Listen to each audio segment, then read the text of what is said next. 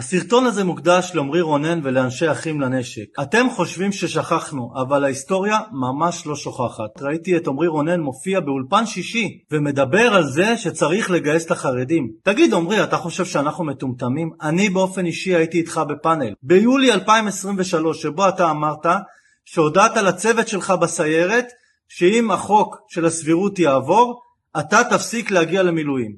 עכשיו אתה יכול להגיד עד מחר שזה התנדבות ולא יודע מה. שמע, בדקתי, אתה בן 32, היית אז ב-31, אתה בגיל שירות חובה במילואים, ולכן זה לא התנדבות, אתה מחויב להגיע למילואים, ואתה הודעת שאתה לא תגיע, נכון? זה מה שאמרת.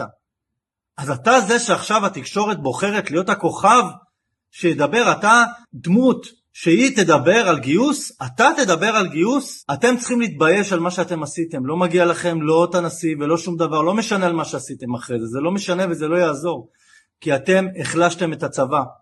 אביב כוכבי אמר את זה תוך כדי המלחמה, דיבר על הסרבנות, הוא לא דיבר עליכם באופן ספציפי. וגם הרמטכ"ל אמר לפני המלחמה שהסרבנות פוגעת בצבא, וגם שר הביטחון אמר את זה, שאתם אוהבים כל כך לשבח אותו. ואתם עכשיו תבואו ותטיפו מוסר מי שצריך להתגייס ומי לא?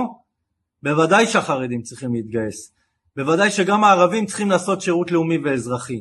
אבל לכם אין שום חלק בשיח הזה. אתם צריכים להתנצל בפני כל עם ישראל. כן, אתם החלשתם את הצבא, אתם פגעתם בצבא, ואתם צריכים להתנצל על זה. כי אתם עודדתם סרבנות.